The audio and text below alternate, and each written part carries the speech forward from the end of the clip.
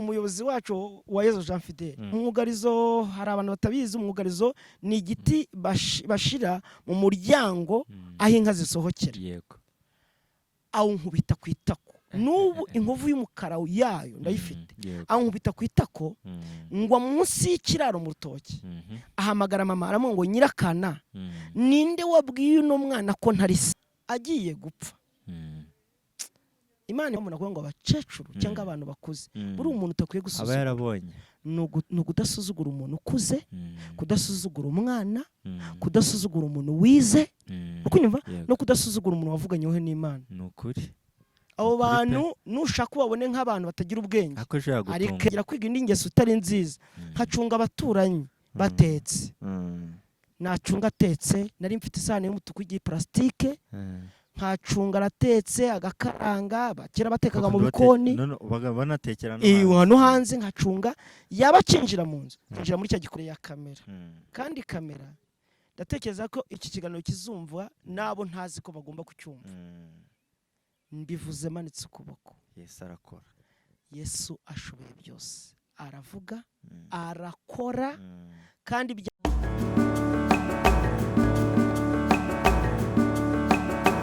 Inkuru nziza TV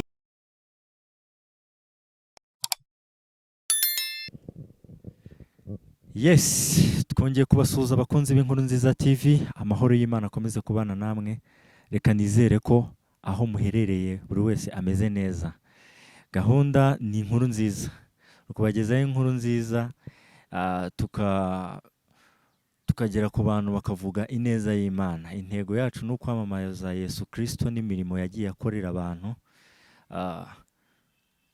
buri umwe wese mu mpande zose afite uko avuga ineza y'Imana nuko yayibonye ugiye arabona urumva ugiye arabona uko umuntu agenda kuragenda anyura mu bintu byinshi rero ntagiye kuvuga muri byinshi uyu mupapa aratwibwira ubundi tucemo tugende atubwire urugendo rwe ukuntu yababajwe nge nabyumvishije byanejeje cyane aho ageze n'inzira yanyuzemo n'undi wese ndakwifuriza kugira ngo ubashe kugikurikira rero turagusaba kugira ngo niba ukunda inkuru nziza kora subscribe kugira ngo tubuzege tubasha kubana uko bwije uko bukeye ujye mu muryango w'abadukunda natwe intego nta yindi ni ukubahereza inkuru nziza papa tangira wibwira abatakoze murakoze cyane nitwa Niyonzima Valentin ndi umugabo mfite umugore n'abana babiri ntuye ku Mukamira urugo rwanjye niho ruri ku Mukamira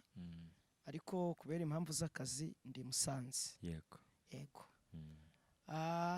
ntago ubuzima bwanjye nabuvuga bwose uko bungana bushobora kubyara nk'iminsi 2 yose iby'Imana yakoze ni ngombwa ngo tubivuge iyo utavuga iby'Imana yakoze nta cyumariye n'Imana impamvu Imana tumeze nk'uko umuntu ahinga imyaka agatera igishimbo mu butaka afite intego ko azasarura iyo yejeje arishima rero natwe Imana rero duteye kugira ngo ibyo uko tuzera bizajya bifasha abantu rero tugeze igihe cyo kwera kugira ngo n'abandi barye nukuri pe kandi ibyo bintu uvuga abantu benshi bagakwiye kubihereza agaciro ariko usigaye ubona ukuntu abantu bisigaye bimbabaza abantu ntibagifite umutima wo gushima kandi mu by'ukuri Imana mu buzima bwacu bwa buri munsi Imana igenda idukorera ibintu bigiye bitandukanye ako abantu ntibashaka kubihamya ngo bavuge ineza y'Imana no gukora kwayo ngo babishimangirije mu kwatura bakavuga imirimo n'ibitangaza kugira ngo kandi mu by'ukuri Imana yaravuze ngo amashimwe nibyo byo kurya nibyo byo kurya nibyo kurya by'Imana none abantu ntibagishaka gushima ngo kubera ngo abantu babaye babi ngo bagize iki dukwiye kuvuga Imana kuko ntabwo ari twe twirinda Imana niyo iturinda nta kintu umuntu ashobora gukora ngo anezeze abantu yego gusa icyo umuntu akora ni kimwe ni ukunezeza Imana yakoze ibyo byose nawe kunezeza yakoze ibyo byose kuko muri ibyo ngibyo mu buhamya bwawe akenshi wagiye ubabazwa n'abantu urumva kandi naho ugeze ubu ngubu hari abagiye bagufasha yego nafashijwe n'abantu benshi yego cyane rero dukwiye kumenya ko mu bantu bose harimo abantu bose harimo abantu beza hakabamo n'abantu babi rero tujya tuvuga imirimo y'Imana Yego. nicyo Imana ishaka. Ese niba udashaka gushima Imana kandi ari byo byo kurya byayo ugahora ujya kuyisaba ngo ikugirire neza, wowe ukaba ufite ubugugu bwo kuyigaburira, ni umuntu iki? udashima nta nahabwa, Yego, kuko iyo ushima bituma uhabwa. ni ukuri pe. Umuntu wagiye ugirira neza abantu bakwiye no kumushimira. Nibyo byiza. Rero ubwo tugiye kugira ngo tutangire mu mashimwe, kugira ngo amashimwe nibyo byo kurya by'Imana. Tureke abantu bamenye ko tutaje kuvuga agahinda gusa, ahubwo tugiye kuvuga imirimo Imana yakoze. Kandi ubu turi mu mashimwe. Turi mu mashimwe, uri mu mashimwe kuko hari ibyo Imana yakoze, sibyo? Yego. Hari ibyo yakoze. Tugiye gutangira utwibwira mu buzima bwa muntu, ahantu yahereye avuka kugenda gutya, urwo rugendo turuhereho, noneho turasoreza ku mashimwe. Yego. Mu by'ukuri njyewe nababwiye ahantu mvuka kuri Shyira, mu murenge wa Shyira, mu karere ka Nyabihu, niho mvuka. Mama yashatse umugabo ariko afite inda yanjye. Yego. Yari afite inda yanjye y'amezi 6, hagati ya 5 na 6. Aha yashakiye rero niho navukiye. Nkavukira nta makuru mfite rwose pe, nahavukiye baramfasha. Na nyuma yanjye kuko imaze kuvuka mama ahita atwara indi nda, urumva nabayeho no mu buzima bubi. Utaragira aho ngaho, mama wawe yashatse umugabo wundi agutwite. Yego. Papa wawe se we yaramuzi? We yaramuzi ariko baratandukanye. Oya, ntago bigeze babana. Ntago bigeze babana. Yamuteye inda mu buryo muri iyi minsi bavuga ko ari budateganijwe. Budateganyijwe. Noneho ahita ashaka undi. Ariko yashatse undi afite inda. Uwo wari umushatse se yarabizi? Nkurikije yarabizi cyangwa wenda ntiyananabizi, ntago mbizi. Mvuze ngo yarabizi cyangwa narabizi, ntago ibyo yigeze abinganiza. Umubyeyi yirinda ko kugira byinshi atavuga. Noneho rero mvukira muri uwo muryango. Yego. Nkuriramo. Rwose amakuru barayampisha. Nta n'ikintu kibi bankoreye cyatuma ntekereza ko ntavuka muri uwo muryango. Ariko ko ibihe bigenda bitinda, babyara abandi bana bankurikiye. Bamaze kubyara abandi bana bankurikiye, nibwo natangiye kubona ibimenyetso bigaragara ko ubwo rugo ntaruvukamo. Ibimenyetso ni ibihe rero? Ngibi. Najyaga kubona nkabona bakicara banywaga inzoga, bamara guhaga bakaganira, bakavuga ati tureba aho abana bacu bazubaka. Yego. Nkumva bavuze murumuna wanjye unkurikira, bakamuha ahantu, bakagera ahantu azatura, bakavuga undi nkurikiye, bakavuga ahantu azatura. Nkumva ngiye ntibago bansize, nkibaza se ngiyewe kakanu kitonesha ku babyeyi, yewe kuki ngiye batanshize muri abo ngabo. Yego. Bikanyobera ariko simbimenye. Umunsi umwe natangiye gutekereza ibintu byinshi, nigiye nagiye kuragirana na murumuna wanjye unkurikira amatungo magufi. Tugezeyo turagirana n'undi muntu, umuhungu waturutaga. Asuhuza uwo muhungu murumuna wanjye ngo uraho mwene Sarumu. Ahita avuga ngo woweho sinzi iyo bagukuye. Bituma nibaza ibibazo byinshi ariko mbura igisubizo. Sinashobora no kubaza na mama uko biri. Nabivuze we yarabizi. Bye byose yarabizi kuko ari uwo mu muryango w'uwo mugabo mama yashakiyemo. Nuko maze kugira hagati y'imyaka 6 n'irindwi niho natangiye kumenya ukuri. Hagati y'imyaka 6 n'irindwi nafashije uwo mugabo inyana ari gukama. Yego. Indusha imbaraga iramukandagira. Ava mu kiraro arakaye. Avanamo umwugarizo.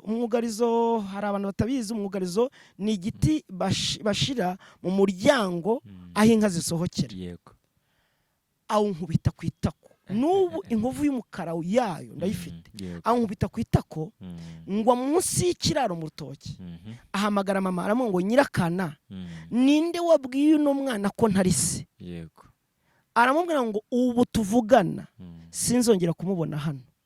Uwo munsi nibwo natandukanye nabo, niwo natandukanye na mama. Ubwo ngubwo yagukubise, yabibwiwe n'iki ko wabimenye? Niwe wabimubwiye? We yahamagaye mama aramubwira ngo nyirakana, ninde wabwiye uno mwana ko ntari se? None se yari yabibwiwe n'iki ko yagize? Hari nta kimenyetso cyangwa urumva niba yarashatse umugore cyane kwa kundi umuntu ashaka impamvu agahita yihimba yize abura ashaka impamvu akayiguhimbiraho kuko yarasanzwe abizi urumva yari yarabuze ikintu cyahagukura ashaka iyo mpamvu yarabonye ikimenyetso kituma mvaho ngaho ubundi nta kintu kidasanzwe nkoze cyatuma bigenda gutyo ariko yarabonye ikimenyetso gituma mvaho ngaho. Turatandukana rero na mama, niko bimera no mu isi, niko bimera kuko umubyeyi w'umumama iyo afite umwana agashaka umugabo, iyo uwo mugabo yanze uwo mwana uko byagenda kose umwana atandukana na nyina cyane. Hari abantu benshi bagiye bambwira ngo najyana n'umwana wanjye, ndamubwira oya ntabwo wasiga abandi kuko n'uwo mwana nta kimenyetso cyo kigaragara ngo azabaho, ntabwo rero yagutesha kubyara abandi bana. Twaratandukanye, cyokora anjyana kwa mama we ariwe nyogokuru, tubana umwaka umwe nyogokuru arapfa. Ibyo byose mvuga sinari nakamenya Imana ntayo nari nzi kuko uwo muryango wa mama yashakiyemo bari abasilamu. Icyo gihe wari ufite nk'imyaka ingahe? Hagati y'irindwi kuko nigaga mu wa mbere, 7 n'8.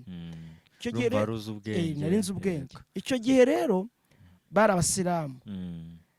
Ntabwo mvuga ko abasilamu batazi Imana, mbabarire, ariko njyewe ntabwo nari nzi ibyo mbamo. Ibyo twaherewe tuvuga mu bantu bose habamo abantu bose, hama ababi n'abeza rwose. Unagiriwe neza n'abasilamu ntabwo wabona wagirirwa neza n'abandi. Ndabizi nanjye bagira neza, ndabizi rwose n'abantu beza, ariko njyewe ntabwo nari nzi ikintu mbamo. Twajyaga gusenga mu basilamu ariko simenye ngo ndi gusenga ngo iki, simenye ibyo ari byo. Nibyane ngo uzakurira mu idini rya so na nyoko. Nuko icyo gihe rero njya kuba kwa nyogokuru ubyara mama, vuga ngo n'Imana n'uwo nyogokuru nawe yari umupagani, yari umukristo wo mu bangirikani, ariko anywa itabi, yagira ate, yanywa inzoga, yari icyapa kera manza, ariko byagendaga hari. Turabana umwaka umwe ariko tubana arwaye. Nyogokuru ndamufasha, nyogokuru ndamwoza, ninjye twabanaga, abandi buzukuru be bari baramwanze. Yari afite nk'imyaka ingahe niba ubyibuka? Yari mukuru, hagati ya 75 na 80. Yari mukuru pe, yarashaje. Ndamwoza, ndamufasha, ndamutekera, ariko ibyo byose nabikoraga kuko nabonaga ari we wenyine wangirira impuhwe. Ariwe nabonaga ari kugenda apfa. Ari wanzwe nawe witaga papa wawe arakwanga, utamama wawe, urukundo rero ubwo nyogokuru niwe wari wagomba kugira. Numvaga namufata neza mu gihe cyo gupfa kwe, ashobora kumbwira ati mwana wanjye reka ngo hagasambu. Agiye gupfa, Imana imfasha abantu bumva iki kintu, kuko hari urubyiruko rusuzugura abantu bakuru. Ni ikosa rikomeye. Umuntu mukuru niyo yaba ari umupagani aba afite ubwenge, kenshi n'Imana ishobora gukorera muri we ibi nakubwiye bikazakubaho cyane. Arampamagara, aramwa mwana wanjye ndapfuye, nari mfite intego yo kuzaguha isambu, none ntayo ndaguha. Ndamubwira ni nyogokuru, kuzi ko ari wowe wenyine mfite, uranyima isambu nzaba hehe, nzajya kurinde, ninde uzamfasha? Aramwa mwana wanjye wowe uri muto, ariko njye ndi mukuru, nabonye byinshi, ndamutse nyiguhaye ba nyokorume bazayikwiciraho. Umva yarabazi, urumva yarazi byinshi. Arambwira ngo ariko hari icyo mfite. Akura amafaranga 500 mu ngutiya, reka nyite ingutiya kuba umunsi babyita amajipo cyangwa ibindi, ariko ndabyita icyo gihe. Akura amafaranga 500 arayama. Arambwira ngo aya mafaranga nguhaye uzayaguremo ikayi, uzayaguremo ikaramu, uzige. Akuraga ikintu ibyo yampaye. Arambwira ngo kandi mwana wanjye nta muntu uzaguha isambu, nta wundi uzagira icyo agufasha kindi. Ariko icyo gihe hari nko mu mwaka urumva 2005 nibwo nasinze primaire. 2005 ndatekereza ko ari imbere ya 2005 2004 aho ngaho, kuko niho natsinze primaire. Nuko nyogokuru ndababara, ndarakara, umujinya uranyica, ndababara, numva mfite agahinda ko nta samba mpaye pe, numvaga ntacyo mpaye. Ndetse n'ikimenyime kigaragara ko numvaga ntacyo mpaye, ntabihaye n'agaciro, nuko ya 500 nkitandukana nawe na yari yamandazi. Ariko icy'ingenzi ntabwo yari amafaranga 500. Ari ibintu bimeze nk'ibimenyetso. ariko atari byo bya mbere. Icyari ingenzi ni ijambo yarambwiye, kuko amafaranga yo 500 n'ubundi yagomba kundihira, yagomba kungurira inkweto, nta kintu yari kunkorera. Ahubwo ijambo yarambwiye ryo yari ubutunzi nimukana, nkaburarana inzara, nkabwirirwa na manywa, imvura ikanyagira mufite, bukazagira igihe cyo gusohora. Ikintu yarakwifurije ni cyiza. Reba nko muri iyo myaka Roma, kenshi wasanga ngo umwana avuga ngo nzazungurwa n'ababyeyi n'iki, ariko ubu ngubu leta yacu yaragize ishyiraho ikintu cyo kuvuga ngo umurage n'ishuri umubyeyi agomba guhereza. Reba uwo mukecuru kubera bibonye icyo gihe yarafite yereko. Niyo mpamvu nakuvuga ngo abakecuru cyangwa abantu bakuze buri umuntu utakwiye gusuzugura. aba yarabonye ni ukudasuzugura umuntu ukuze, kudasuzugura umwana, kudasuzugura umuntu wize, ukunyumva, no kudasuzugura umuntu wavuganyeho n'Imana. Ni ukuri. Abo bantu nushaka ubabone nk'abantu batagira ubwenge, ariko ejo yagutungura. Nuko nyogokuru arapfa. Natandukanye nawe ngarutse nsanga nyogokuru yapfuye. Yego. Ndababara, ariko nanone mbabazwa nuko nta kintu yampaye. Rwose no mu bamuhambye sinigeze mpaba. Nari mfite agahinda. Nangira nigaga kuwa kabiri, nkiga no kuwa kane. Kubera iki? Kubera ubuzima. Icyo gihe ibyo nyogokuru yambwiye nabimenye bari gukurikira iyo. Kuko ba marume baraje barambwira ngo iyi nzu yo uyibemo, kuko ntago twabona undi muntu wo kuyibamo. Ariko imboga zizamera ku mbuga ntiwemeye kuzisoroma. Byahise binyereka ko umunsi yamana isambu bananyica. Yego. Ubona byandi yakubwiye kuko ni byari yarabibonye. Ubuzima rero budasanzwe. Uwo munsi natangiye ubuzima budasanzwe. Ubundi abantu bavuga inzara, umuntu akabwirirwa akavuga ngo ni inzara, ariko inzara Imana izarinda abantu inzara. Ikigeragezo kitihanganirwa ku isi, inzara ibamo. Inzara ikura umuntu kwitwa umugabo, akemera bakamwita imbwa kugira ngo bamuhe ibiryo. Inzara ni ikintu kidasanzwe cyane. Nahuye n'inzara rero. Icyo buri muntu wese aruhira kugira ngo yikize iyo nyago y'inzara. Imana izayiturinde. Nahuye n'inzara, mpora n'inzara, ndabwirirwa ndaburara, mburi yonjya. Icyo gihe se amaze gupfa urumva niwe wari ugufite. Yego. Wahise ujyahe? Nabaye muri yanzu. Niyo wagumye uri wenyine? Bamongeye nyine. Ku myaka yawe kuri iyo myaka hagati y'7 n'8 nimwo nabaga nkataha. Icyo gihe nize gukora iki? Ahantu ndi kuvuga wenda abazumva kino kiganiro batuye muri ibi bice baraza kuhumva. N'ahantu hitwa mu Bihembe, hari umusozi umanuka ujya muri Vunga hasi. Aho ngaho rero ibirayi bivana ku murenge wa Jomba bakamanuka mu muhanda w'igitaka babizanye ku bintu bimeze nk'amacugutu bindi babaza mu biti. Yego. Nanjye nabigiye. Noneho byagera mu Bihembe kuko nta muhanda uhari umanuka ujya muri Vunga, bakabiterereza abantu bakabyikorera. Nkajya nikorera ibirayi ibiro hafi 20 mfite iyo myaka, nkabimanura nkabijyana muri Vunga hasi, bakama igiceri cy'ijana. Nicyo cyantunga. Bigeze nyuma mbona nabwo ntago kiri kuntunga, niga ndi mayere atari meza. Ubuzima bujya bwigisha ne mayere atari meza. Nakiri muto. Nkajya nibi birayi none wa wundi wantereje ibirayi, nagera mu nzira nkahambura umufuka, nkabisuka mu kigunda nk'ibiro 2 cyangwa ikiro, nkabijyana akagira ngo ibirayi bye nabigejeyo naho nabisize mu nzira. Bya bintu nasize mu nzira akaba ibyo ntahana nkabirya. Ubwo wafataga niba ari umufuka, wafataga umufuka wose cyangwa nafataga ibiro nka 20, hagati ya 15 na 20 nibyo namanuraga. Kuri kilo 100. Nibyo nashobora kwikorera bakama igiceri cy'ijana. Nuko ubwo buzima mbubamo. Nabyo byo bitangira kugenda byanga. Ntangira kwiga indi ngeso utari nziza. Nkacunga abaturanyi batetse. Nacunga atetse, nari mfite isahani y'umutuku y'iplastique.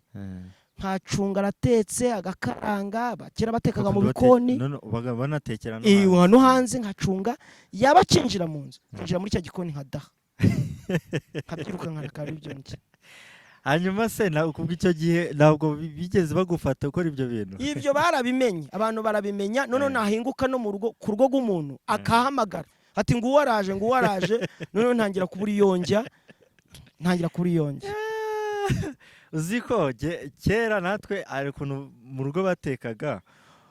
Icyo gihe niba higeze hari inzara yigeze gutera, niba barayitaga niba ari ni tronkome hari ukuntu habaga bakita inzara. Icyo gihe watekaga hanze, icyo gihe baraje rwose umuturanyi, urumva icyo gihe abantu wasanga abantu baba ahantu habamo abantu benshi. Icyo gihe noneho ubwo umuntu aravuga ati ngo barabijyanye. nuko byagenda. urumva rero ni nk'urwo ngo inzara yari iriho, kandi urumva nanone ni ubuhamya, ni ikintu uba waranyuzemo, kandi ubu ngubu ni amateka, kandi iyo utabinyuramo ntabwo uba uri umugabo. Ndatekereza ko iyo ntaza kunyura muri ubwo buzima ntabwo mbanza Imana. Yego. Oya, aho turahagera.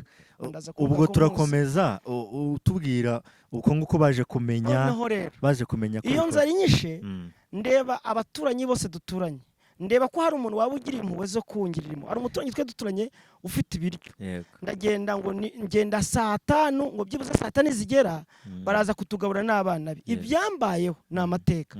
Ngezeyo turakina saa 6 ziragera, nkajya nkumva ahamagaye umwana umwe ngo ngwino ngutume, akagaruka tugakina. Abana bose 6 barangira bose bahamagaye, sinamenye igihe baririye, sinamenye niba batari ese mwariye.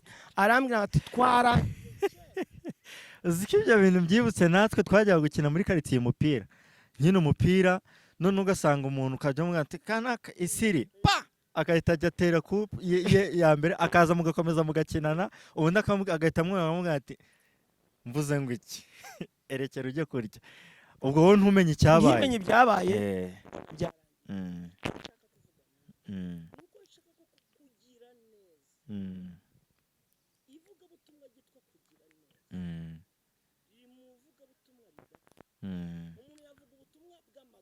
Yego.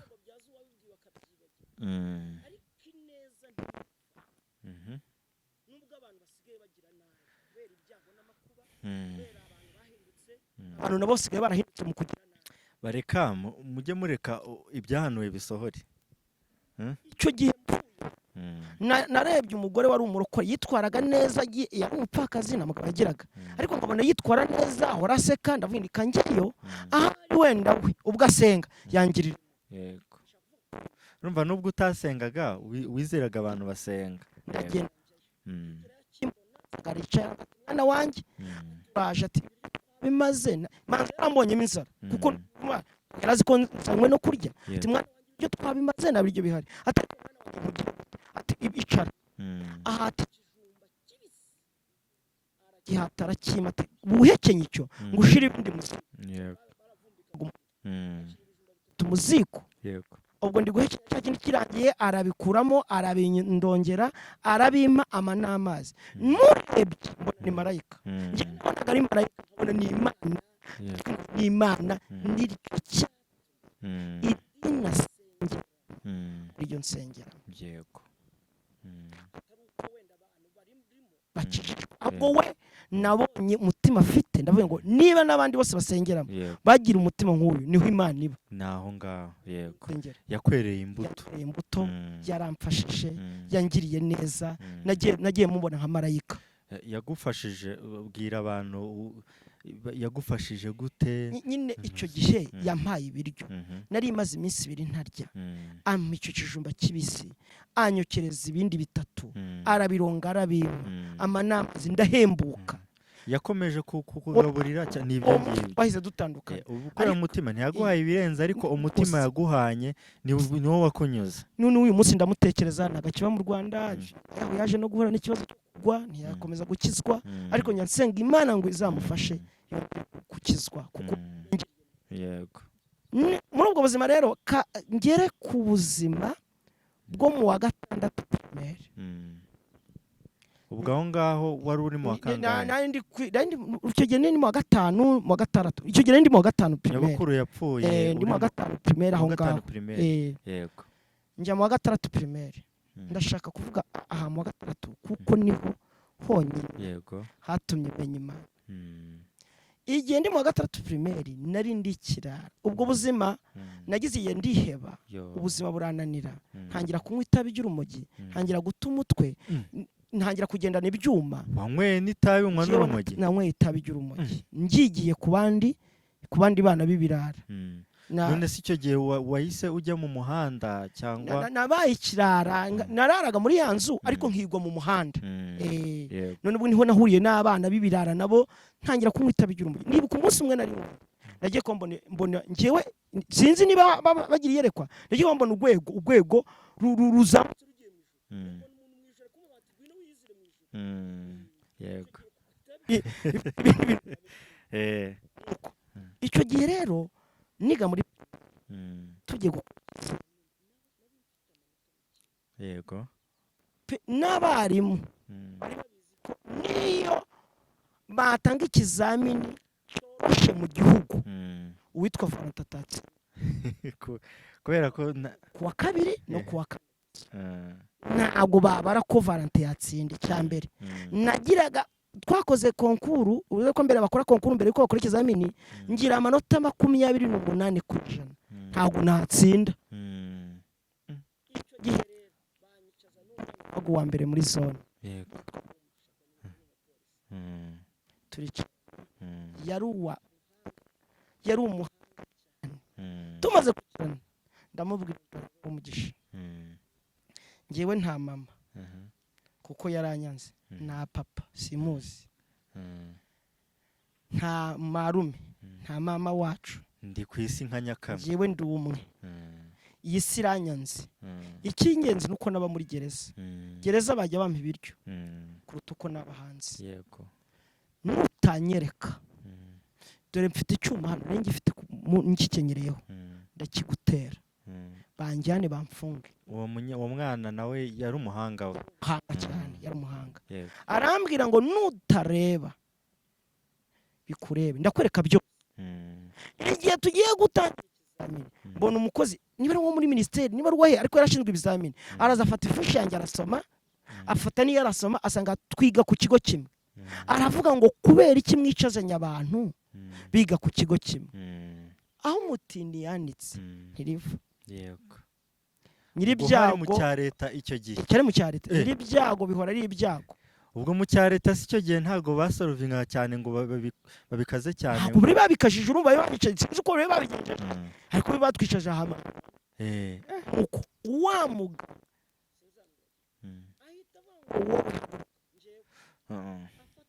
yanjye ayishira inyuma y'abandi ashiramo inzira yo guca ntabona uko mbaza umuntu aravuga ati kambaye tuma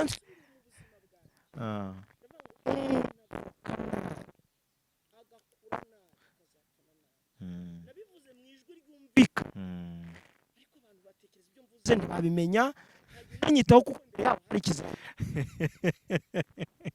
rero inkuru isubira gatandatu ahise wumvise ikwituye hejuru mu uwo mwaka wa gatandatu hari abakobwa bigaga ku ishuri nari nsanzwe mbona nabi ariko umunsi umwe numva ngo bagiye gusenga ikirara icyo gihe wigaga he kuri primaire yashyira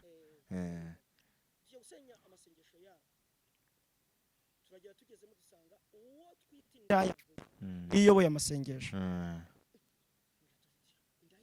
sengesho umwana none se dusubiye inyuma ho gato bya bintu byo kunywa urumogi no kunywa inzoga urumva deja niba waranywaga inzoga urumogi n'inzoga warabinywaga icyo gihe wabimazemo igihe kingana iki ubwo ndashaka kukubwira aho nakirijwe ubwo ndashaka ko nakijijwe uko nabonye icyo gihe wakomeje kwiga urunywa indungwa nicyo gihe n'uwo munsi nabaga narunyweye icyo cyuma ntabwo nabaga ndi muzima noneho yego nje tujya gusenya ayo masengesho y'abo bantu tukinjiramo wa mukobwa akitubona avuga ngo basaza bacu n'ubwa mbere nari numvisha avuze neza ati kera mwari mutuzi nk'abantu babi b'abanyabyaha none uyu munsi Imana yatubabariye namwe ntimurava hano mutihanye wa wundi mwari muzi ko ari indaya ngiye kumva numva ibintu bise none se mwari muzi ko ari indaya mubizi neza cyangwa ari kwari ugukeka oya twarabikekaga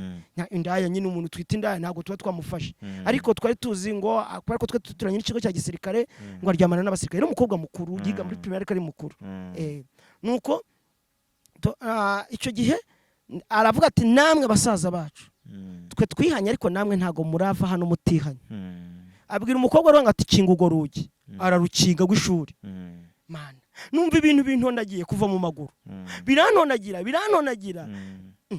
nibonye mpfukamye imbere yawe ibyo navuze simbizi icyo nzi cyo nuko ibyo nari mfite byose n'icyuma nagisizaho n'ibiki byose nuko wa muhungu turasohoka tuva muri ya class turi gusengeramo. Yego.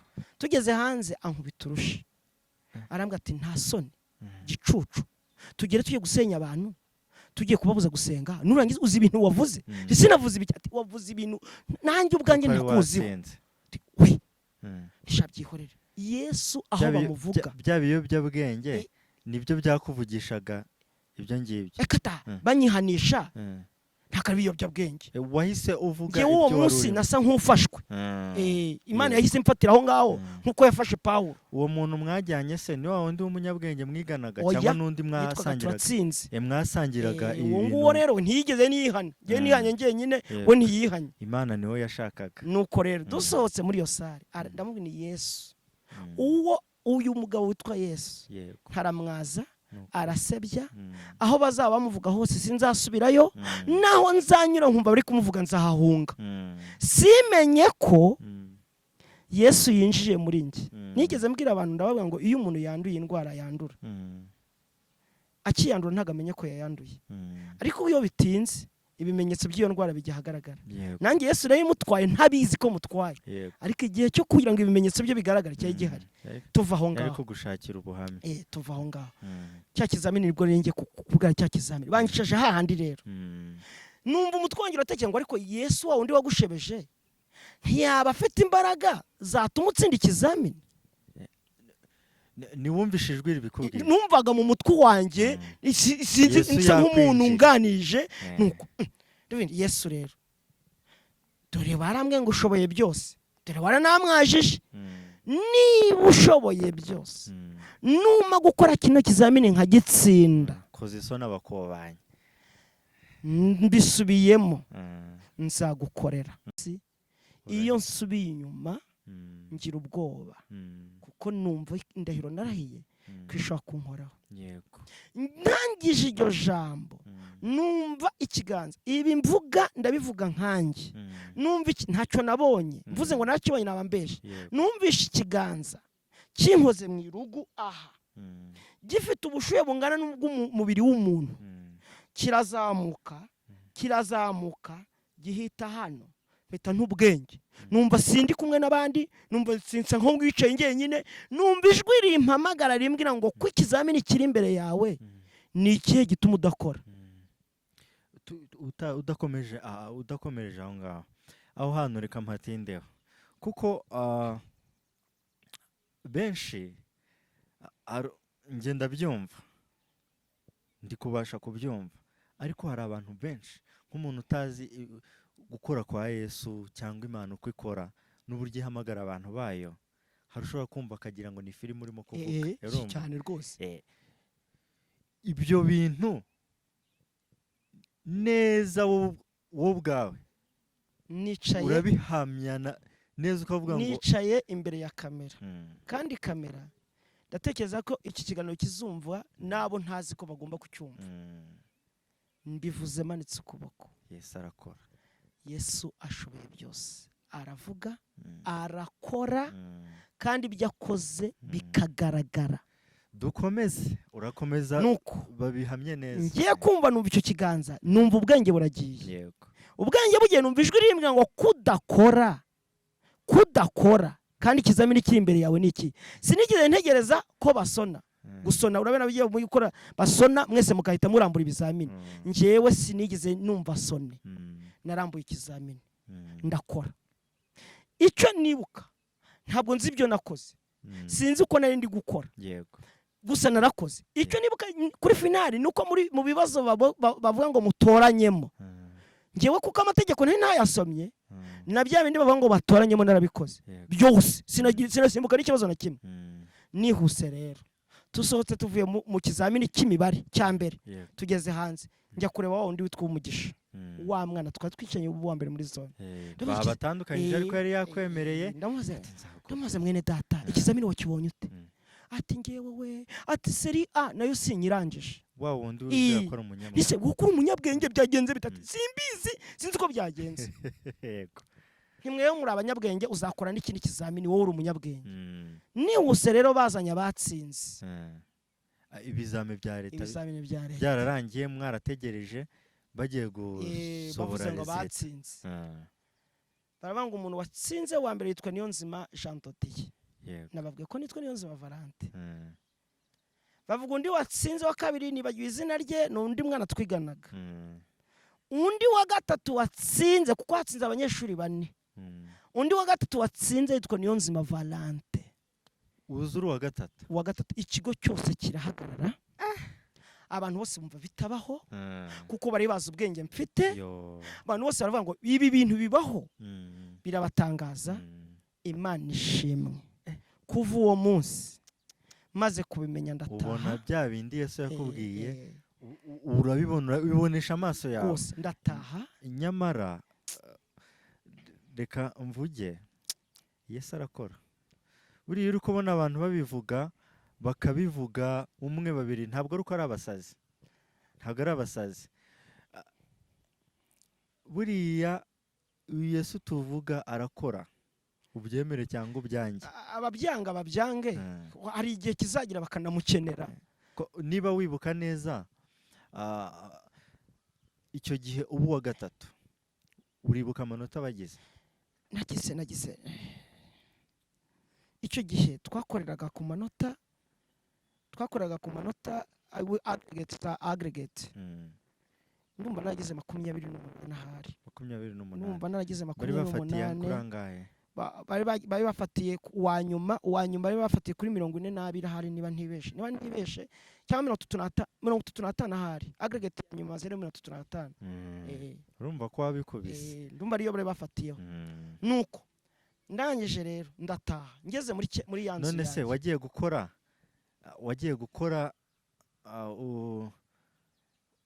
ukinywa bya biyobyabwenge wakoze ukibi gose yego noneho ntashe ngeze mu rugo mfukama ku buriri naryamagaho ntabwo byari igitanda byari by'ibiti igitarure n'imbaho bateranyaga ndapfukama nsenga uko nkajya mvuga ngo Yesu kuko nta wundi narinzi ni Yesu wenyine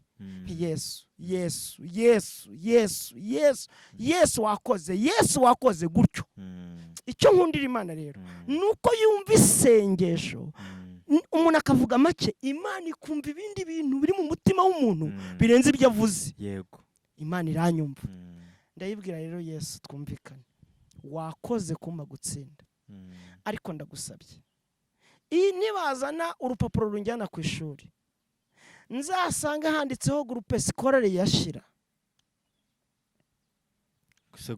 segonderi yaho nutanjyana kuri groupe scolaire yashira sinzagukorera ndabivuze none se kubera iki nifuzaga kurishira kubera iki aho kurishira twajyaga kureba filime bari kwiga bakatwirukana numvaga ibindi bigo bitabamo filime ndavuga Imana izanjyane kuri groupe scolaire yashira ngiye nyareba filime nta muntu nyirukana nicyo cyonyine ubundi nicyo cyatumye ngiye masaba ngiye gufata ibirupapuro nsanga gwanditseho groupe scolaire yashira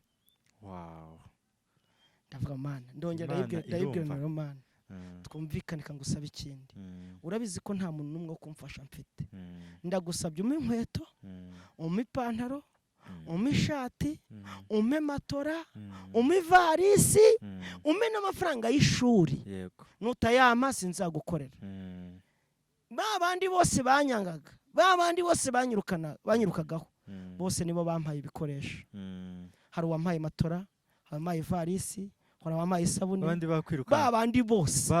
babandi bose twari duturanye banyangaga bose nibo bampaye iyo utsinze baraza iki gihe twaratsindaga akaba ari celebre abantu bose bakishima ntago ari nk'ubu ngubu umuntu yatsinda dufite umuntu gatsinze azaba umuntu ukomeye akatumugarukire nuko njya ku ishuri rero ubwo mama wawe yarakiriho yarabimenye asanga ndi gusenga nibagiwe kandi asanga ndi gusenga Yesu arambwira ngo abantu basenga uwo mugabo usenze bose nta mahoro bagira ami ibimenyetso bifatika ari abantu basigaye bica ivuga butumwa ryacu gukorera Imana babivanga n'ibindi ingaruka zababaho bakagira ngo ni ingaruka zo gukorera Imana kandi ari ibyaha hari yagiye ampingero z'abantu bakoreye Imana bagakora ibyaha bakagwa akamwe ngo ubuzima bwabo bukaba bubi akamati do abo nibo yabonye begeranye ngiye ku ishuri rero muri segonderi nsanga ikigo ntago nababwiye papa umbyara yari konsiye, naje kubimenya nyuma, yari konsiye. waje kumenya papa wawe? Naje kumenya papa wanjye. We yarakoze? ntago mbizi niba yaranze, ntago kuko twajyaga duhura ntamvugishe, bigaragara ashobora ko atarananze cyangwa ibyo byose ntago yanyobegwa, kuko ari umunsi nigeze gusenga mama yandika urupapuro, yandikira umuntu ntazi, amubwira ngo wa mwana wawe kuki wamuretse ntugire ikintu umumarira. Ndarubona rwandira ariko sinamenye ngo ninde yandikiraga, bigaragara yaranze uretse kwirengagiza. Uwo mugabo yandikiraga mama wawe? Oya, mama yandikiraga uwo mugabo ariwe papa. Nuko yari konsiye w'umurenge wa Shyira, ari konsiye.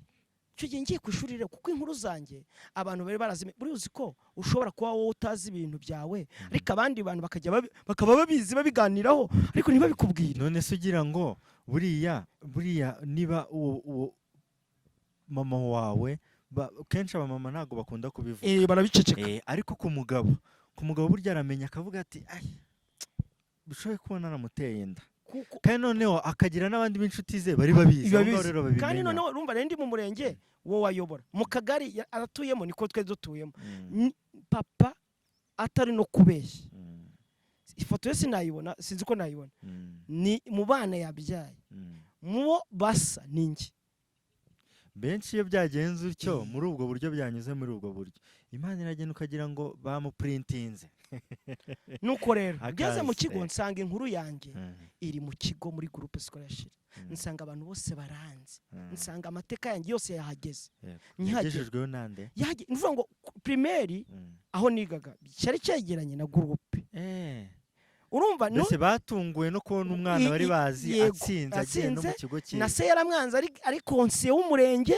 Ukumva konsiye yarayoboye n'icyo kigo cyari kiri mu murenge ayoboye. Baramenye nkeze rero, abandi bose bakabirukana, babura na 500 bakabirukana. Ngiye kandi mfite 20 oya 18 iyo nari mfite. Ngeze abarambwira ngo wowe ngo ngwino, ayo utanga yose yatanga, wowe ujya mu kigo. Baranyakira, yari afite amakuru. Baranyakira bati wowe mu kigo. Ndaza ndiga, ariko bwabo pagani ndongera nsubira ku itabi. Nibagirwa aho Imana yankuye. Aho yari gukuye, kuko ntago hari kure cyane, urugendo ruracyarimo. Ninde warwanye mu kigo? Ni Valante. Ninde wakoze ibidega? Ni ngo akaba yicwende ngo ntikoga. Narwanye noneho bikajya banshushanya no mu bigo, bakanshushanya kubera ukuntu nakubise umuntu, bakanshushanya muri classe zose. Ndapfa ndagenda ndarazamba, gutsinda nabyo birananira. Ngeze mu wa kabiri, Imana ni nziza, umuntu yamenye ntimurekura. Ngeze mu wa kabiri, hari umuhungu witwaga Musemakwera wa Beti, nawe wavutse nkanjye. Buriya Imana imfashije, ubuzima ndabufite kandi ndabushimira Imana rwose. Imana ibyumve, kuko mbaho ntasabye, mbaho nkagura ibyo nkwiye kugura binkwiriye mu rugero rwanjye. Uwo mwana witwa Musemakwera Obedi yari yaravutse nkanjye. Twera turakundana cyane, kuko twabonye twewe dufite ikibazo. Twewe abana bavutse nk'ibinyenda, kandi bivuge nk'uko kera babivuga, kuko abana ntabwo bashaka kubivuga gutyo. Bavutse nk'ibinyenda, twe ntituri imfubyi. Ni ibyo bitaga icyo gihe cya kera, ariko ubu ntabwo twewe ntitubarwa nk'imfubyi. Urumva? Ntitubarwa nk'imfubyi, kandi nanone ntitubarwa nk'abantu bafite ababyeyi. Ibyo abantu bakenera niyo muri iyi minsi ari ikibazo gikomeye. Aba bana bari kubura iyo bajya, bakaba abana bo mu muhanda. Harabo nsanga hano mu mujyi baraye mu makana, kuko ntibitwe imfubyi ngo bafashwe, ntibagira gakondo, ntibagira aho bakura isambu, ntibagira kivugira. Aba bana babuze base, bamwe bagiye bababyara, bamwe bagiye batera abana badafite imyaka, bagiye babafunga ko gusigaye nawe akaburi yaje akamuta, umwana akaba mu muhanda.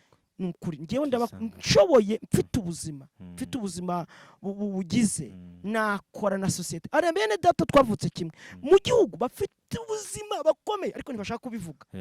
Barabihishe, bafite amapeti, bakora mu nzego zikomeye, ariko baracecetse, ntibashaka kugira ngo hagire umenya ko bavutse gutyo ariko njyewe reka mbivuge na bene data bandi twavutse kimwe babwire ngo nibizera Imana ikura mu buzima bubi ikashira mu buzima bwiza nuko nyibutsa aho naringeze na wari urimo kuvuga uburyo wari ugeze muri shira umwe ibiyobyabwenge nabwo usubira muri bya bindi noneho rero uwo musemakweri ararwara arwaye tujya kumuvuza amujyana ku bitaro bamujyanye ku bitaro ageze ku bitaro njya kumurwaza kera twajyaga kurwaza abanyeshuri atari impuhwe tubikoranye ahubwo ari ukugira ngo tubone ibiryo kera twajyaga kurwaza abanyeshuri atari impuhwe ahubwo ari ukugira ngo niba mugemurira tuze kubonaho ibiryo ariko ngiye musemakweri naramukundaga tugezeyo rero ndamurwaza murwaje baza umuntu atuzanira fanta ebyiri oya fanta imwe musemakweri twariganaga mu ishuri nawe yagiye muri shira nawe yagiye kuri shira wa wundi washaka gukopeza oya wa wundi yaratsinzwe wundi ntabwo yigeze atsinda wundi washaka kunkopeza ntabwo nabibabwiye wa wundi we yaratsinzwe ntabwo mu batsinze ntabwo yari arimo urabona ukuntu Imana ibyo wiringiye ibanza ikabigukuraho ubundi ikakwereka kugira ngo Imana ikomeze nigeze kubwira abantu ndababwira ngo umugambi w'Imana ku muntu nibanga Imana icisha no mu mwanda ariko muri wa mwanda ikavutsisha mu rubuto rukera imbuto nziza zitunga abantu umugambi w'Imana ku muntu niyo mpamvu abantu biheba ni icyaha kwiheba ni icyaha kuko iyo umuntu agihumeka aracyafite ubuzima bwose yakomera yaba ikirangirire yaba udasanzwe yaba umuntu ukomeye ariko nanone yamanuka ari hejuru akaba umuntu agatoragura amashashi yari umuntu muzima uwo mugabo uwo munyeshuri mwigana uwo musemakweri rero ku bitaro uwo musemakweri ni wa wundi mwasangiraga oya yari uwundi yari yiga ku kindi kigo we ntabwo twigaga kuri mwageze muri shira muhita muba inshuti kuko yaravutse nkanjye muhuje amateka tuvuze amateka turaganira yarize ku kigo cyo munsi yacu cyitwa Bihembe niho yaratsindiye twari tuziranye twari dusa nk'abatuye no muri karitsiye imwe nuko uwo musemakweri ararwara njya kumurwaza umuntu atuzanira fanta n'amandazi abiri hari abantu benshi batazi ko uburozi bubaho musemakweri arambwira ngo urebe abantu baratugemurira batatuzanira uburozi nese musemakweri hari abantu babihakana dako uburozi ngo batabwemera kandi ninde wakubwiye ko baraturoga ubuse baraturoga twewe bari kutuziza iki twe urabizi tugira data ituziye tuvuga baraturoga ngo twagize dute ati wabyihoreye umuntu atuzanira amandazi abiri umuhungu w'inshuti zacu atuzanira amandazi abiri musemakweri arya irindazi rimwe aryaho n'irya kabiri igice kimwe kiramunanira arakimana ngenda kirya twese turembera mu bitaro kuko usanga babaroze turembera mu bitaro yabivuze batarayabahereza batari yanatuzana sinzi ukuntu nawe uko byagenze yarasengaga se nawe yarasengaga ariko buhoro we nta nubwo yasengaga cyane nuko umuntu araza aratureba bataba abana barabaroze barampeka baheka musemakweri bamujyana kwa nyirarume nanjye barampeka banjyana muri ya nzu ya nyogokuru nta muntu urimo bashyiramo barafunga barigendera musemakweri ajya kwa nyirarume bo baramufasha ngewe mba muri ya nzu umunsi wa mbere umunsi wa kabiri umunsi wa gatatu ku munsi wa gatatu ngiye gupfa pe inzara uburozi mu nda numva umuriro ukwaka byarangiye ngiye kubona Mana ushimwe ngiye kuba mbona akantu kameze nk'inyenyeri gaturutse imbere yanjye niba nari nsinziye niba ndi maso simbizi mbona karaje kansatira uko kagira kansatira kaba kanini kageze imbere kanyica amaso yanjye mbona rapfuye ngiye kongera kubura amaso mbona n'umuntu mpagaze imbere sinigeze mubona igice cy'amaguru sinigeze mubona igice cy'umutwe gusa nabonye yambaye ibintu by'umweru arampamagara mu mazina yanjye ko ari abiri niyo nzima Valente nditama ngo Karame arambwira ngo urapfuye uri mwiyereko ntari kupfuye wizize ntinagize nte ati wahize kuzakorera Imana none warabiretse ndamubwire niye urinde urinde niba uri Imana dusubukure amasezerano. Niba ari na marayika genda umbwirire Imana ngo dusubukure amasezerano. Iryo joro saa sita musema kweri boye baramurukije asa nk'ukize, avuga ko nanjye bandoze, baraza bamena urugi bansanga muri cya cyumba, nanjye barandutsa dukira uburozi dusubira ku ishuri. Ubwo ariko kuva umunsi bande baje kubarutwa kuruvuga ngo musema kweri we baramurukije kwa nyirarume, nawe atanga amakuru azana n'umuti rero icyo gihe bahita bawuma, ndakira nsubira ku ishuri.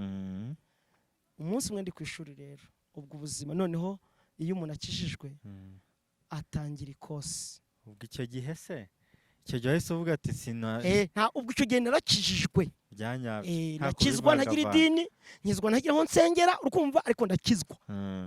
Ariko ku ishuri icyo gihe ubuzima bwanjye bitabuhinduka. Ishuri ryegeremeye kujya niga ntariha, bahita batangira kunyirukana.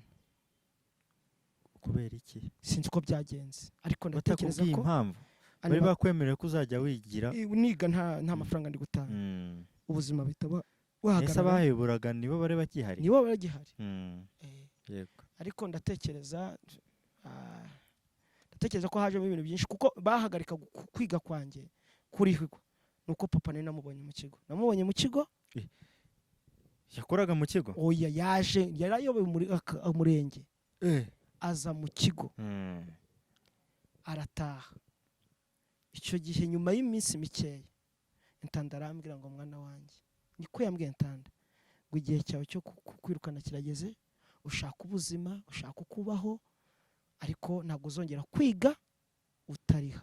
None se cyangwa papa wawe niwe wabigiyemo akagira? Ntago mbizi, simushinja, ariko niko nabitekereje, kuko umuntu usanzwe aratekereza, hari n'igihe no gukeka bibamo, ariko ntago nabihamya ko ariwe.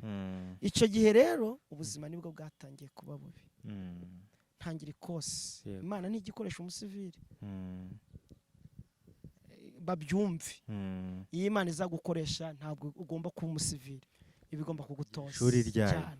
Ntangira ikosi. Ndicara, nari mfite ikibazo kibaza Imana, ndi kwibaza Imana. Yego. Ndashaka nsubize ndi umuntu. Icyo ni ikibazo umuntu wese yabyumva akamba ari ubugoryi. Wari wagize experience yuko Imana uvuga ikakumva. Ndavuga ngo ndashaka nsubize ndi umuntu cyangwa ntago ndi umuntu. Icyambere, simbayeho nkuko abandi babayeho. Simfatwa nkuko abandi bafatwa. Njyewe ndi umuntu. Imana iranyihorera. Ndakomeza ndahicara negeze ko Imana insubiza ndabibura. Igihe ngiye guhaguruka ndambura Bibiliya. Ndambura Bibiliya gutya. Nkirambuye nsoma mu ijambo riri muri Yesaya, riri muri Yeremiya. Rivuga ngo nagusanze wigaragura mu ivata. Utagira kirengera, utagira uguterura, ndaguterura, ndakoza, ndakwambika. Icyo gihe ijambo rirakubatura. Icyo gihe nkiri umwanya, muri uwo mwanya umuntu araza aramubwira ngo kuri gate hari umuntu uri kugushaka. Yego. Ndagenda njya kuri gate, mpasanga umugabo nuwo kurishyira. Aramubwira aho Valente, ntego amakuru ni meza, mfite ubutumwa bwawe. Ameza envelope nsanga handitseho amagambo abiri, igifaransa icyongereza, from Germany. Hepfo handitseho Minerval mu gifaransa. Niba hari umunsi natunguwe n'ibyo, ndamubaza se ibi ni ibiki? Arambwira ngo iyo ni Minerval. None se bivuye mu Budage? Ngwi. None se mu Budage njyewe mu Budage nindi nziranyewe. Yego. Hose mu Budage nindi unziyo. Mba natunguwe. Ndayajyana, yari 31,200. Niyo mafaranga twarihaga muri icyo gihembwe. None y'amanyarwanda. Ndibaza se none mu Budage amafaranga y'amanyarwanda ava mu Budage gute? Ngiwe byaranshanze. Arambwira ati ntunkurikirane, ntumbaze ne byinshi, icyo wari ukeneye yari Minerval, none urayibonye, genda uyitange. Njya kwa intanda. None se waretse ko ndakomeza nakubwira ayo yakomotse. Nuko njya kwa intanda, intanda arambwira ati uze kuye ntiwasoma. Ati ariko ukozwe gute? Imana yo mu ijuru imana dusenga ni imana ifite imbaraga yahise yumirwa yarumirwa ndayamuha. Ikindi gihembwe wa muzungu yongera ndihira amafaranga 180 noneho by'umwaka wose nayo kurya arayandihira. Uwo muzungu ni inde? Muzungu ni umukobwa wo muri Australia wigaga mu Budage. Yamenye gute? Hari umuzungu wabaga kurishira witwa Karebu. Noneho witwaga Karebu yakoranye na animateri wo ku ishuri witwa Jerive amumuha mwizina ko nabuze umuntu ndihira. Nuko amafaranga nayabonye. Mwabantu mwe rero Imana ni jewe umuririmbyi navuze ngo umwami ni mwiza pe. Nago nababwiye uko nakijijwe kandi icyo gihe byose byaba biri kumbaho narakijijwe. Nago nabivuze ko nabisimbutse kandi ntavuze uko nabatijwe nkagira gute nkakizwa nkamenya Imana. Ibyo byose iyo tape naringezeho ya nyuma nari narakijijwe kuko nakijijwe niga mu wa kabiri. Urumva cyagiye maze gukira uburozi nahise nkizwa. Ahubwo nakijijwe gute nabatijwe gute? Nari ndi mu kizamini numva ngo muri Vunga ADPR bari kubatiza. Ndankora ikizamini vuba ndamanuka njye muri ADPR. Nigaga mu wa kabiri segonderi ndi muri 14 numva 14 hari 14 ndamanuka njya muri Vunga nsanga bari kubatiza. Nsanga umuntu wese ubatizwa yambaye ikanzu.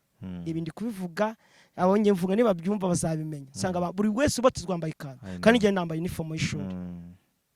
Mburukuru sinize umubatizo sindi kuri raporo y'ababatizwa nuko nkura ngewe ndagenda umuntu uratizwa akigira imbere nkigira imbere akigira imbere uko byagenda kose barambatiza. Yego mpinjira amazi nsanga pasiteri mu mazi. Wari ufite ibihamya cyane nubwo batari banza abantu benshi ariko ninjira nsanga pasiteri mu mazi. Imana warayibonye ariko ngiwe nayo nkishijwe kuko umuntu buriya kubatizwa ni ikimenyetso agakiza. Iyo amakuru ba wamenye ukagira ngo ngire ikirenge mu cya Kristo ariko ubundi gukizwa byo ni mu mutima. Nsanga pasiteri mu mazi. Sanze pasiteri mu mazi umwarimu wari uyoboye aho ngaho. Yego simuvuga mu mazina ndamureka. Aravuga ngo pasiteri ngo uwo ntabwo ari kuri gahunda y'ababatizwa. Ngo uwo ni umusiramu. Kuki yavuze uwo yaranzi neza kubera ko uwo yari umwe mu muryango wo kwa papa wa wundi aho mama yashakiye yaranzi. Iteka yakomeje kugukurikirana yaranzi. Arambwa ngo uwo ni umusiramu. Pasiteri ahagarika kubatiza akanya gatoya. Yitwa Fabi Imana imuha umugisha. Ariko kubatizwa akanya gatoya abaravuze ngo iyo abanagiraga amahirwe abantu Imana ikabigisha yarangiza ikabazana ngo mbabatize. Umuntu wigishijwe n'Imana twamwima amazi gute? Arambatiza nambaye uniforme mva mu mazi imyenda inyumiraho nta guhinduranya. Nta muntu n'umwe wamenye ko nabatijwe uretse ngewe n'abahari baranga Imana yo mu ijuru. Njya ku ishuri ngiye ku ishuri nyuma y'icyumweru kimwe ndi mu ishuri nicaye sinzabyibagirwa. Nigishwaga n'umuprofeti witwaga Rumazi nawe yabyibuka arebye intuza. Ndi mu ishuri nicaye numva umuntu arampamagaye nditaba ngo Karame Pro ati ngo ninde uguhamagaye wasaze ndaguhamagaye ngize ngo nimwe mu mpamagaye ngo ntabwo tuguhamagaye. Naho abanyeshuri ngo bya bidayimoni by'iwawe biramuteye ndicara byajwe ryongera risubemo riramamaga ndongera nditaba mwarimu ntera ingwa. Ibi ndi kubivuga arabizi uyu ntagakigisha kuri groupe arantera ingwa arambwa ati uri discipline ndongera ndicara byajwe ryongera risubiramo noneho sinongera kwitaba numva umuntu mpamagasa nka hari hanze ndasohoka njya hanze ngeze hanze mbura umuntu numva rongera ngo uyu munsi mwana wanjye ndagutoranije nk'umukozi wanjye ndagutumye ugenda umbwirira abantu banjye ngo hari impamvu. Ijwi riraceceka nsigara nibaza amana ndasaze ndi umusazi niki nese ubu impamvu nzayibwira ndese biranyobera nsubira mu ishuri ndicara birarangira hashira ibyumweru 2 ndacyabyibuka hashira ibyumweru 2 ku cyumweru cya kabiri nza kwiga gukora etide ya mu gitondo ngeze mu ishuri ndambura ikayi nsanga handitse ahantu niyandikiye ngewe amasomo nsanga handitsemo ngo hari impamvu ntago wabivuze mu ikayi yanjye ikayi ndayibumba nyibumbye ibintu bimera nka projecteur urabona projecteur ukuntu imeze mbona urumuri ruhise rumurika kuri akayi kuri kifuniko kike handitse ngo hari impamvu ntago wabivuze ikayi nyishugunya hasi bya projecteur ite yandika kuri pupitre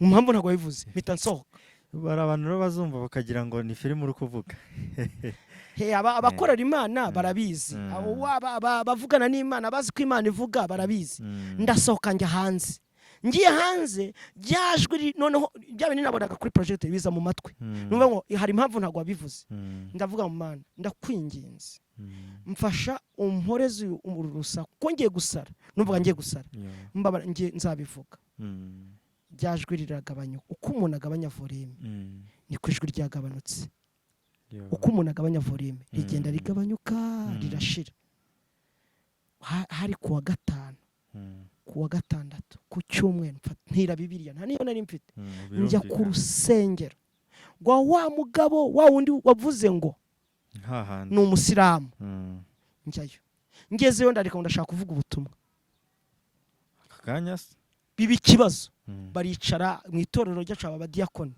baricara ati ibi ntago bibaho umwana bwatijwe ejo bundi utarize n'umubatizo w'umusiramu aravuga ubutumwa ute undi arava amateko mwamuretse akavuga ko nta wamenye bamivuga butumwa nageze imbere ndatetira ubwo buramfata ndambura bibiliya nta jambo nari mfite ngwa ku ijambo ryanditse muri bibiliya rivuga ngo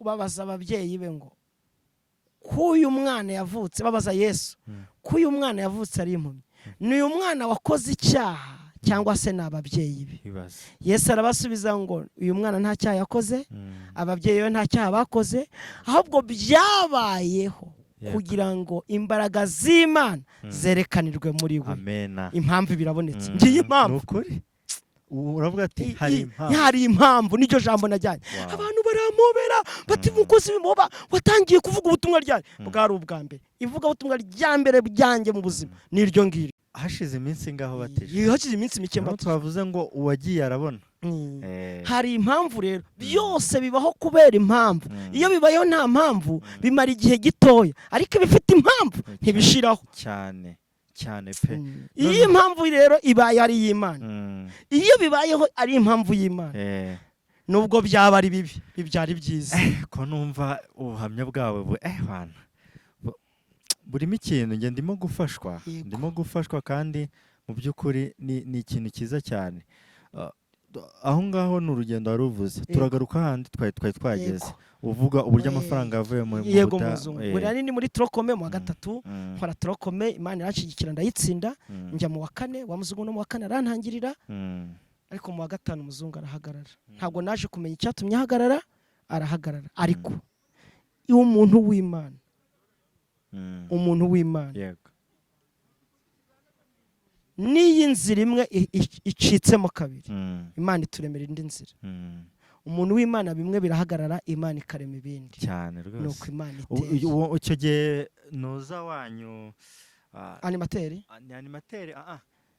ni prefe ninde yari prefe des études ariko tukunda kumwita animateri uwo ngo wamuhaye uwo nyine wabonye uzanye iyo noza y'amafaranga avuga ati ariko ubundi uremute niko yakubwiye tanda yakubwiye ngo ubundi uremute yaratunguwe ese ko twamuhagaritse kwishyura kandi twatuza amateka ye nuko yagize ayabonye ati none se yaje kumenya uko amafaranga yagiye aboneka kuko yarabibajije arabimenya byose mu wa kane rero uwo muzungu arahagarara arahari n'uyu munsi yari umukristo nawe yari umukristo numva yari umwangirikani yari umukristo kuko ikigo cyari cy'abangirikani yari umukristo yajyaga namwaniriza ati amateka yawe agiye kumera nk'ayanjye ariko ihangane yego nawe aba yarabonye nuko ngeze mu wa kane wa muzungu arahagarara ntabwo nzi uko byagenze arahagarara ndanamubura birarangira ubwo yakwishyure mu wa gatatu no mu wa 4 umwaka ubwo wose. ikigo cyagusoneye Cyansoneye mu wa 2 mu wa 2 kuva mu wa 1 kugeza mu wa 2. yego Mu wa 3 rero uwo muzungu arandihira no mu wa 4 yego nawe arahagarara. Intanda arambwira ati mwana wanjye wa muzungu yarahagaze none rero ubu uratashe. ubwo nukuvuga ngo wakoze na tronkome kuri icyo kigo nkomereza no kuri icyo kigo. tronkome nawe waje kuyitsinda? Narayitsinze. Yego komanda. Narayitsinze njya mu wa 4 ngeze no mu wa 4 banurira kuba perezida wa rajepra rwose ku kigo. Niyo ngeze ku ishuri iyo ngeze ku ishuri bavuga pasiteri araje. ubwo ugeze mu wa 4? Ngeze mu wa 4 mu wa 4 wa muzungu arahagarara. Ubwo ngiye kujya mu wa 5 arahagarara. Ahagaze baravuga ati antandamwe ati rero ubuzima burahagaze rwose sinzi ko bizagenda. Imana yawe ariko ati Imana yawe naratunguwe ifite imbaraga izakurengera. Kunda kubuka nsohoka mu biro bye.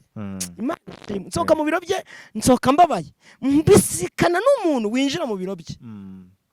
Ngeze imbere tandaramamagara ngo uvara ngo garuka ndagaruka. Aturabizi Imana yawe iratangaje. Atuzi ko uyu muntu azanye raporo kuriho izina ryawe ririho uzarihirwa na Global Fund. Amaye nka data. Yes. Global Fund ndihira mu wa 5 indihira no mu wa 6 ndakora ikizamini. Icyo gihe hari muri nagiye naranje 2012 turisiziye mu secondaire. Yego turasoza. Global Fund urumva nabwo yarimo kuza muri iyo myaka. Uri mu bantu barihiwe nayo mu bwa mbere cyane. Nuko indihira mu wa 5 no mu wa 6. Mu wa 6 ndakora ikizamini ndatsinda mbona diplome nza mu buzima busanzwe. Imana yo kabyara nagize ubushomeri bw'igihe gitoya itangira impakazi nkora akazi kamwe kagahagarara nkakora kandi kagahagarara nkakora. Icyo gihe warize ibiki? Nize Hege economy geography na histoire amateka. ndasoza njya mu buzima busanzwe. Reka mbabwire sinshobora kwibagirwa nshoje iki kiganiro ntavuze ubukwe ntago Imana yazambabarira. Turabigeraho humura rwose. ubwo wagize warangije ishuri wakomeje kaminuza? Oya ntabwo nakomeje kaminuza. Twewe amanota bari gufatiraho kugira ngo umuntu ajye muri kaminuza ku gihe cyacu yari menshi cyane kandi ntabwo nayageze. Bituma njya mu buzima busanzwe. Ubwo kuba wabona bourse byari bigoranye? Byasaba kugira 73 kuri 73. Waragize angahe? Nari nagize 38. ubwo urarangije ugiye kujya ukora utuntu nk'utwo ugakora nk'uturaka. Nakoze uturaka nkorera abantu umunsi nkava aha nkajya ahandi ejo nkava aha nkajya ahandi.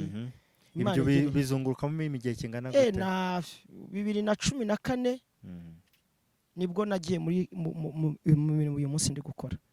2014 ubwo urumva wamaze imyaka 2 uri gukora muri utwo tw'uturaka.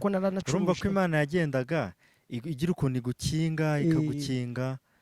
ncuruza Igisenyi muri Mahoko. Ndacuruza Imana nabwo intumaho umuntu irambwira ngo nkujyanye ku ishuri. Twari duhinduye icyerekezo izuba ryari ryigize nabi kandi ntabwo umuntu yavuga ibintu byamuruhije ngo n'izuba riri kumurasira biba byagize. Wari urimo kuvuga twari turimo kuvuga ngo wamaze imyaka 2 uri muri utwo tw'uturaka n'iki Imana ikugirira neza uhita ubona akazi urimo n'ubu ndimo. Yego ubu ngubu noneho ukora iki? Ubu mba muri kampani z'umutekano. Yego umutekano ni kampani yigenga yitwa RGL Security Company. Bamwe bambara icyatsi n'umweru n'ipantaro y'ubururu. Umuyobozi mukuru dufite abayobozi babiri Gaframa Wilson na YESU Fidele umuyobozi wa Rayon Sport. Nuza YESU Jean Fidele sorry perezida wa Rayon niwe muyobozi wawe? Yego. Harya niwe uhagarariye mu gihugu hose? Niwe uyihagarariye mu gihugu. None se ubwo watangiye gukora 2014? Yego. ntekereza ko ubu ntuzuriho ntabwo ariyo wari uriho utangira. nagiye natangiye ndi umusekirite usanzwe kuko nayigiyemo ndi Kigali nkorera Gatumba Gatumba ngiye Nyabihu ku ruganda rw'icyayi. Ku ruganda rw'icyayi nibwo nabaye site supervisor. Ngiwe nago natangiye kuri team leader ntabwo nabaye site supervisor. Nawe na amateka nk'ubwo ibyambayeho na amateka akomeye cyane. Ko nubundi buhamya kuko icyo gihe umunsi nabaye site supervisor niwo munsi wanjye wo kubona agomba kwirukanwa kuko umuyobozi wanjye yatanze raporo ngo nabaye pasiteri aho kuba umusekirite. Ngo ndi pasiteri ngo nibone mvuga ubutumwa ngo simba umusekirite ngo sinkora ngo akazi kanye narakije. Umuyobozi rero wacu witwaga Gahonza Fred na GM araza hageze asanga ibyo bamvuga hatari ukuri. Azanze ate ibyo bamvuga hatari ukuri rero ahita icyo gihe twambaraga amapeti ubu ntabwo tukiyambara. Ahita yambura uwo muntu amapeti arayanyambika. Aravuga ngo guhera no munsi ni wowe usigaye hano nk'umuyobozi. Ukihagera se cyangwa oya nari hamaze iminsi nari mpakorera tukora n'uwo muyobozi. Wari umaze igihe kingana iki? Nari mpamaze nk'amezi 6. Amezi 6? Ibintu byawe rero Imana kabisa. Icyo gihe rero abantu bavutse muri uriya buryo ni ukuri Imana ijya ibaha umugisha. Ijya ibaha umugisha ko baba ari n'abanyamugisha. Twewe Imana ijya mu cyuho. Kuvuga ngo twewe abandi babera Imana ibabera umubyeyi ariko tweweho itubera umubyeyi w'imbere kuko twe ntago dufite undi muntu twasaba. Urumva cya kintu abantu bavuga ngo ni se w'imfubyi ni ukuri yakubereye umubyeyi. Imana ni ukuri pe buriya no mubyeyi ntuzibagirwe. ni nacyo kintu cyane nubwo uri kugenda ukura ariko kwibagirwa nicyo ndaga n'umwana wanjye nicyo ndaga n'umugore wanjye.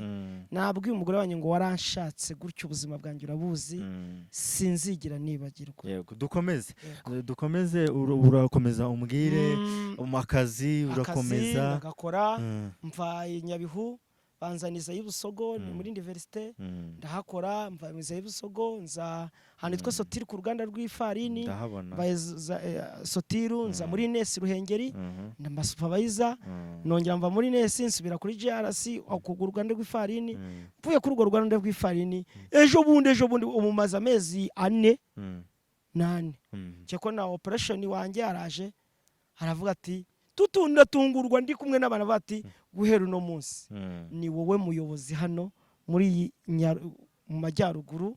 Jean Fidele niwe wagize. Oya harundi ruvango Jean Fidele urumva ni perezida wa Rayon ni mu gikorero rw'igihugu. Ntabwo we yazi ahubwo operation yo waje aravuga ati ubu ariko umuntu yandoteye inzozi aramwe ati mbonye umuntu aguhereje inkoni hatubaye umuyobozi ngiye numva ndatunguwe.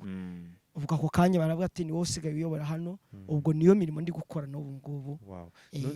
Ubu ngubu bagwaye ngo uyobore he na hehe? Ubu ndi muri aka karere ka Musanze, akarere ka Burera, akarere ka Gakenke, akarere ka Nyabihu n'agace gato k'akarere ka Ngororero. Numva wagira ngo uri guverineri ahubwo. Imana yagize neza. Hagati aho turashima Imana kuko urumva urwo rugendo rwose Imana yakubereye umubyeyi kandi n'ukuri nibihamya ko ari se w'imfubyi akaba umugabo w'abapfakazi. N'ukuri urwo rugendo ni benshi banyura muri ubwo buzima bakagira iki bakiheba bakagira ariko mu by'ukuri iyo wisunze Imana ukayigira ibanze ry'ubuzima bwawe nayo kubera umubyeyi kandi ikakuyobora neza mu kuri no mu mwuka. N'ukuri Imana ishimwe cyane. Mbona uriya perezida wa Rayon nubwo ari perezida wa Rayon ariko ni umukristo mbona ari umuntu ukunda gusenga kandi twe kampani yacu iyoborwa n'abakristo gusa. Yego uwitwa Gaframa Wilson ni pasiteri. Ntabwo nzi itorero njye wasengeramo ariko njye muzi ko ari nka pasiteri. Niyo mpamvu Imana yaravuze ngo ntabwo tuzabazwa amadini cyangwa twagizemo ahubwo wera imbuto ki bose ni pasiteri. Noneho rero umuyobozi wacu wa YESU Jean Fidele we ni padiri ni nakubana kunda kumwita. Yego ubona ari umugabo utuje ugize w'imfura cyane. Ni imfura reka nkubwire. Bari mwahura? Twarahuye yaransuye ndi Nyabihu yaransuye ndiza y'Ubusogo yaransuye twarahuye cyane. Yego yagusuye ku kazi cyane? yajyaza kudusura. Yego akaganira n'abakozi natwe twese turimo ariko azi mwagize umwanya wo kuganira. ashobora kuba ntabwo twaganiye byinshi. urumva nk'umuntu nanone ukuri urwego rw'igihugu kuriya akaba anakuriye mwabonanye ayoboye Rayon Sport? Oya ntabwo kigiye yarayoboye Rayon Sport. Ubu ngubu yagiye muri Rayon, twabonanye mbere yuko ayobora Rayon Sport, ariko tujya dukora n'umunsi mukuru w'abayobozi i Kigali, tukajya mu birori nawe yaba arimo akatuganiriza. Urabona ari umugabo utuje kandi wubaha, ugira discipline. Sinzi uko abantu bandi bamubona, ariko ngiye kuko muzi tubana kenshi, ni umunyarwanda wujuje ubunyarwanda, ariko mvuga yujuje ubupfura. Imfura imfura ntabwo akunda ko umuntu arengana, ariko ntanakunda n'ibibi cyane. Uyu urabibona umukristo nyawe agendera mu kuri, urumva agendera mu kuri, ntago agendera mu binyoma cyangwa iki, kandi ubona ko ari umugabo uri strict kandi Imana igikomeza imuhereza umugisha kandi imugire. Njye nafashijwe kandi ndizera ko n'abazabyumva bazanezezwa nabyo. Uri mu buzima wanyuzemo abashe kongera kunezerwa, agira ibyiringiro, avuge ngo nanjye nshobora kuzavamo umuntu ukomeye.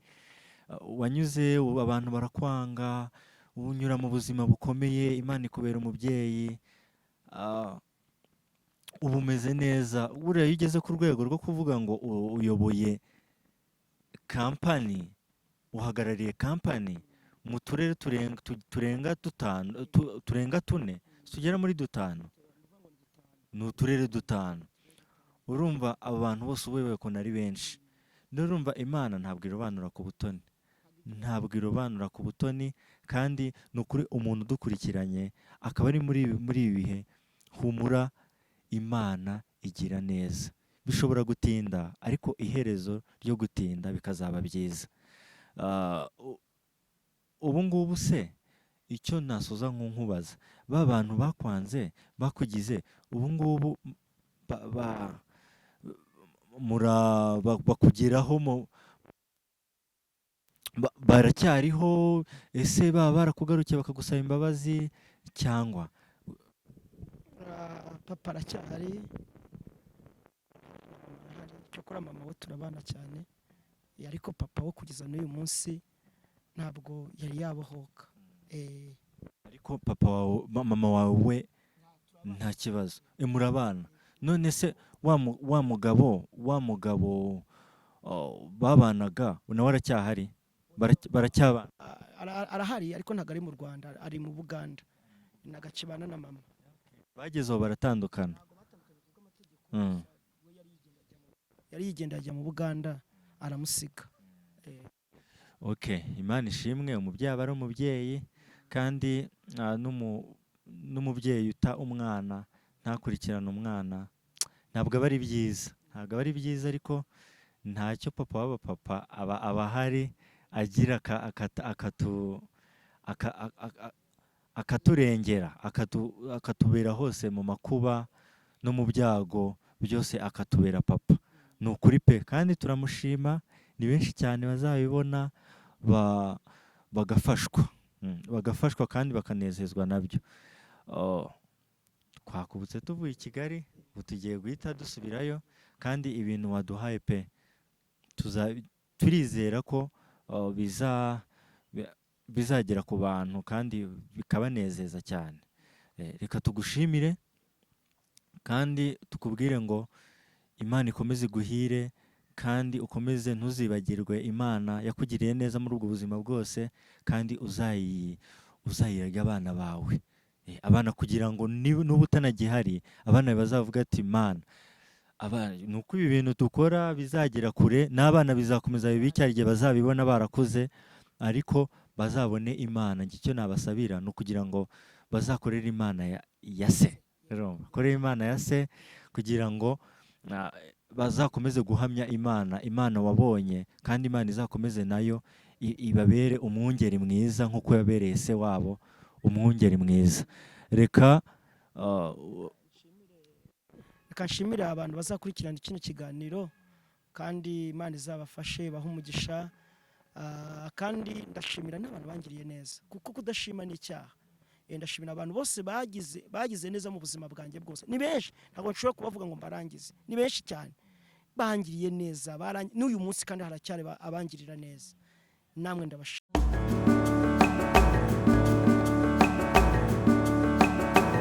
Inkuru nziza TV